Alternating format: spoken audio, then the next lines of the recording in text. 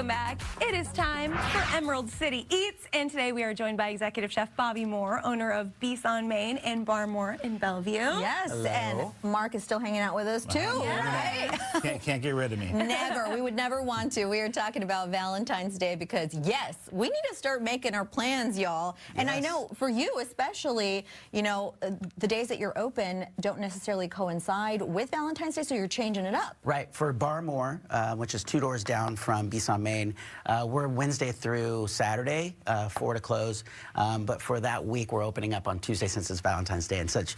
And since the bar is so beautiful and you've got to come and drink some champagne, drink some of this beautiful bubbles and have some oysters. Well, we can definitely vouch for the bubbly. So talk to us about this beautiful dish that you're going to be teaching us about. Sure. So this is oysters and sausage that we do. On the menu, it's a love letter to La Comptoir, which is a place that Mark and I vacationed in 2019. In Paris, in we should add. Paris.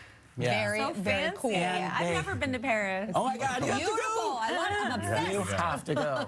And so this place, they did sausages with their oysters. I've never seen that done anywhere. Me neither. It just blew my mind. And then you eat them and you're like, oh my God, At this is so the good. same time, or like? Yeah, a little oyster, a little sausage, a little bubbly, just do, you know, the trifecta. Little snacks. And then, so I have some fresh local oysters here that I'm just going to shuck. And so I wanted to show you at home how to shuck the oyster, although you come see me at Bar Moore and I'll shuck them for you. Yeah. But we have a nice little oyster shucker here, red for Valentine's Day.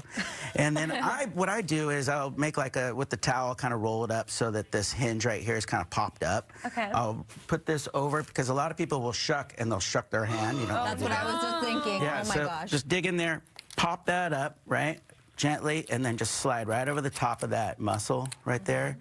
And then there's always a little bit of shell you just want to kind of get out, and then you just pop that muscle, boom, it's done. You know, a lot of times in restaurants, if they flip them, it's because they might have poked it or it doesn't look quite right. Oh, yeah? So I like to serve the oysters in their natural state of how they were in the shell. Now, as a chef, I have to ask you, do you like a mignonette sauce or like just Tabasco? Well, I personally, I like, it's like my mood changes what wine I'm going to drink. You know? It's like, this is a classic mignonette right here with shallot, which I think is fantastic. I also, just a little lemon on it sometimes is just right. Well, acid. Yeah, and I know people go crazy out there with strawberry mignonettes and all those kinds of things, and that's fun, but I really, essentially, I want to taste that oyster and the minerality of the oyster and the ocean. That's my And how do you favorite. want people to feel when they come visit you at both of your locations? Well, how do I want them to feel? I want them to feel hungry.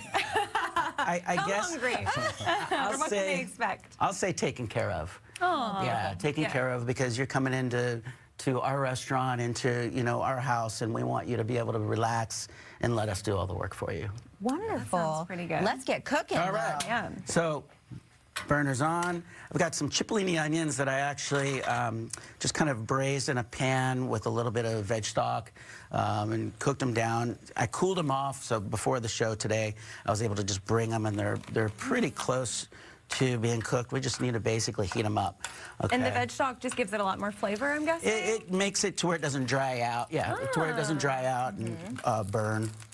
I've never heard of a cipollini onion. So, really? Yeah. This is a little Italian onion. They are so good. They're packed full of flavor. And so we've got them going there. And then we're going to throw in some Brussels sprouts. Yum. And I just kind of put them down like that. And the Brussels sprouts add a nice little flavor right now. Isn't it fun to see how much Brussels sprouts have gone from being this like dreaded food when we were younger to being so popular, fancy and like high level? I'll always order Brussels sprouts if it's on the menu now. We have them on the menu, and it's we fry them, and then we toss them in white cheddar cheese, and then drizzle them with just a little bit of maple syrup. Oh my God, That's how you that make sounds so good. I how definitely need to come in and see you do it. Now, how do you make them smell good? I don't know about that. Give and take, give and take. Yeah, right. So I just have a beet that I braised, and I braised this beet in orange juice and water and aromatics. Ooh. And so I'm just going to cut that beet up like that. And then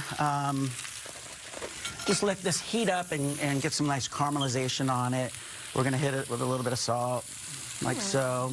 Cooking looks so easy when everything's already prepared. I was just thinking, like, man, you're going to inspire a lot of people today. Yeah, right? And then this is a sauce that I made by sauteing some shallots and some garlic.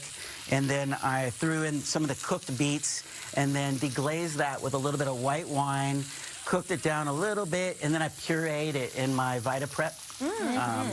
And so here's the sauce. Beautiful. And I just love it because it's that really nice, beautiful, pinkish, reddish color that just really just screams Valentine's Day. And so we're gonna saute that up a little bit. We're getting some nice color. I love the flip. While you're doing that, I'm going to pour some wine that might go really well with this. Ooh, I love that idea. And then I'll plate this up. Beautiful. Now, something that I really just adore as you're cooking this, you know, pretty straightforward. Obviously, at your establishments, it's a whole event, right? You celebrate, you're in this beautiful space, but you're inspiring people to slow down and cook at home. Talk to me about the importance of that.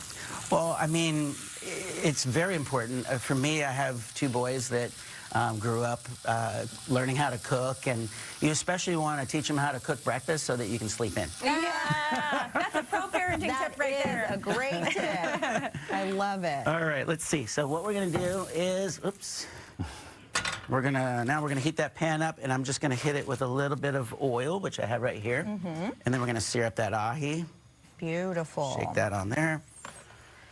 And then, so we have this beautiful, look how beautiful that is. It's gorgeous. White and green and reds. It really is. So I'm just going to kind of drizzle some of this, right?